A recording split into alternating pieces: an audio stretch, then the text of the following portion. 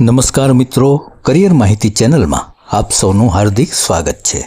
ગુજરાત પંચાયત સેવા પસંદગી મંડળ ગાંધીનગર દ્વારા હાલમાં મલ્ટીપર્પઝ હેલ્થ વર્કર એટલે કે MPHW પુરુષ ઉમેદવારોની વર્ગ 3ની જગ્યા પર ભરતી માટે હાલમાં જાહેરાત પ્રસિદ્ધ કરવામાં આવેલી છે। આજે આપણે આ MPHW ભરતીની જે માહિતી છે તેમાં તે ભરતીની લાયકાત, જગ્યાઓ, પગાર ધોરણ, વયમર્યાદા તથા ઓનલાઈન અરજી તમારે ક્યાંથી કરવાની રહેશે વગેરે સંપૂર્ણ માહિતી આપણે મેળવીશું। તો આ MPHW ભરતી સંદર્ભે સૌથી પહેલાં તો આપણે મહત્વની તારીખો વિશે માહિતી મેળવીએ। તો અહીં આ ભરતી સંદર્ભે ઉમેદવારોએ ઓનલાઈન અરજી કરવાની છેલ્લી તારીખ 20 મે 2026 રાખવામાં આવેલ છે। તો આ લાસ્ટ ડેટ છે તેને તમારે ખાસ ધ્યાનમાં રાખવાની રહેશે। હવે આ ભરતી સંદર્ભે તમારે જો ઓનલાઈન અરજી કરવી હોય તો ઓનલાઈન અરજી માટે તમારે ગુજરાત સરકારની જે ઓનલાઈન જોબ એપ્લિકેશન સિસ્ટમની જે વેબસાઇટ છે ojas.gujarat.gov.in આ વેબસાઇટની વિઝિટ કરવાની રહેશે। દોસ્તો, આ વેબસાઇટની લિંક પણ મેં નીચે ડિસ્ક્રિપ્શનમાં મૂકેલ છે, ત્યાં ક્લિક કરીને પણ તમે આ વેબસાઇટની વિઝિટ કરી શકશો। દોસ્તો, આ ભરતી સંદર્ભે ઓનલાઈન અરજી કરતા સમયે અરજી ફી પણ ભરવાની હોય છે। અહીં સામાન્ય કેટેગરીના જે ઉમેદવારો છે તેમને ઓનલાઈન અરજી સમયે ₹100 ફી પ્લસ જે કંઈ સર્વિસ ચાર્જ લાગુ પડે તે મળીને જે કંઈ ફી થતી હોય તે ઓનલાઈન અરજી સમયે ભરવાની હોય છે। અહીં તમામ અનામત કેટેગરીના ઉમેદવારો, દિવ્યાંગ ઉમેદવારો તેમજ એક્સ સર્વિસમેન છે તેમણે અહીં કોઈ પણ પ્રકારની ફી ભરવાની રહેશે નહીં, માત્ર ઓનલાઈન અરજી જ કરવાની રહેશે। હવે દોસ્તો, આ ભરતી સંદર્ભે જગ્યાની આપણે માહિતી મેળવીએ તો આખા ગુજરાતમાં દરેક જિલ્લાની ભેગી મળીને કુલ 420 જગ્યાઓ પર હાલમાં ભરતી થઈ રહી છે।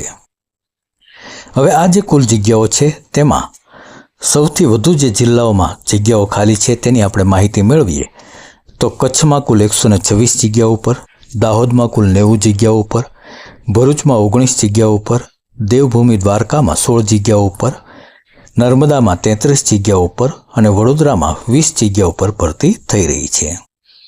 આ એવા જિલ્લા છે કે જેમાં વધારે જગ્યાઓ ખાલી છે।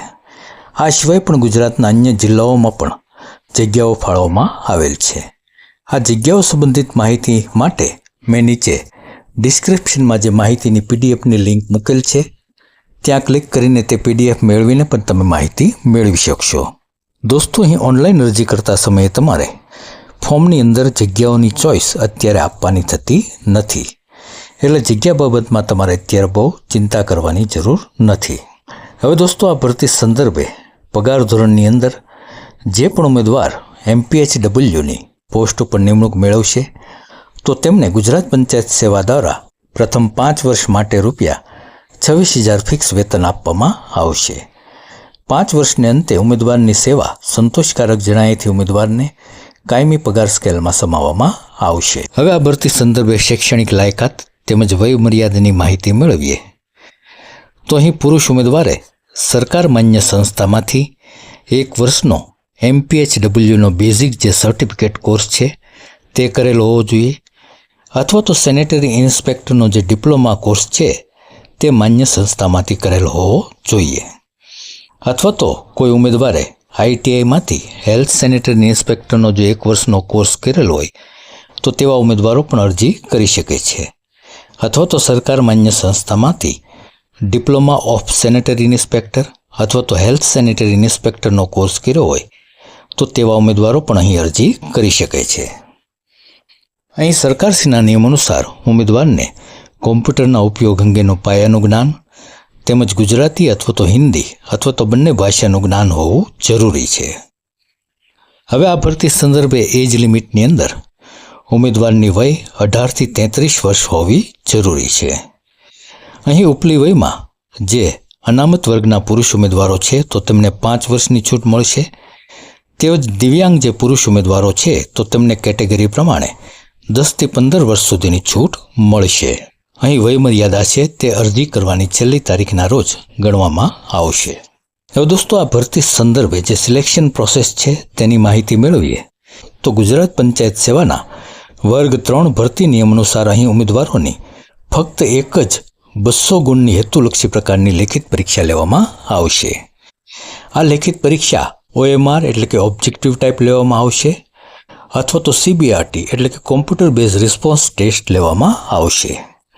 કયા પ્રકારની પરીક્ષા લેવામાં આવશે તે અંગે પંચાયત સેવા પસંદગી મંડળ દ્વારા આગામી સમયમાં આ બાબતે ઉમેદવારોને જાણ કરવામાં આવશે. પરીક્ષા છે તે 200 પ્રશ્નો 200 ગુણની રહેશે અને તે માટે 3 કલાકનો સમય આપવામાં આવશે.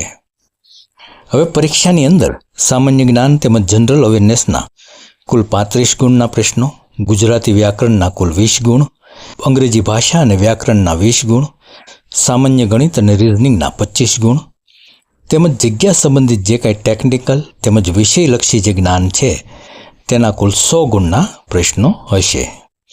તો આ રીતે 200 પ્રશ્નો અને 200 ગુણની પરીક્ષા હશે. અહીં પરીક્ષામાં સાચા જવાબ દીઠ ઉમેદવારને 1 માર્ક મળશે તેમજ ખોટા જવાબ દીઠ 0.25 ગુણની કપાત પણ કરવામાં આવશે. તો આ બાબત ઉમેદવારોએ ખાસ ધ્યાનમાં રાખવાની રહેશે.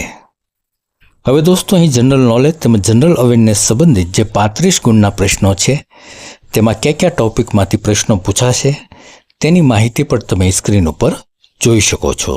અહીં MPHWની આ જે પરીક્ષા છે તેમાં દરેક કેટેગરીના ઉમેદવારોએ ક્વોલિફાય થવા માટે 40% માર્ક્સ મેળવવાના રહેશે. તો દોસ્તો આપણે જે આ MPHWની ભરતી સંદર્ભે માહિતી જોઈ ગયા તે મુજબ તમે પણ જો યોગ્યતા ધરાવતા હોય તો તમારે આ ભરતી સંદર્ભે અવશ્ય અરજી કરવી જોઈએ. દોસ્તો આ વધુ માહિતી મેળવવા માટે તમે જે ગુજરાત સરકારની ઓનલાઈન જોબ એપ્લિકેશન સિસ્ટમની જે વેબસાઇટ છે ojas.gujarat.gov.in આ વેબસાઇટ ઉપર તમારે સંપર્ક કરવાનો રહેશે. આ વેબસાઇટ ઉપરથી તમારે ઓનલાઈન ફોર્મ ભરવાનું રહેશે. વેબસાઇટની લિંક પણ મેં નીચે ડિસ્ક્રિપ્શનમાં મૂકેલ છે, ત્યાં ક્લિક કરીને પણ તમે માહિતી મેળવી શકશો. દોસ્તો જો વિડીયો તમને ગમ્યો હોય તો લાઈક કરજો, તમારા મિત્ર વર્તુળમાં પણ શેર કરજો અને જો કરિયર માહિતી ચેનલને તમે હજુ સુધી જો સબસ્ક્રાઇબ ન કરી હોય તો ચેનલને સબસ્ક્રાઇબ જરૂર કરી દેજો. તો દોસ્તો ફરી પાછા આવી જ અગત્યની કારકિર્દીલક્ષી માહિતી સાથે મળીએ. ત્યાં સુધી રજા આપશો. જય હિન્દ, વંદે માતરમ. હંમેશા ખુશ અને હેલ્ધી રહો એવી ઈશ્વરને પ્રાર્થના.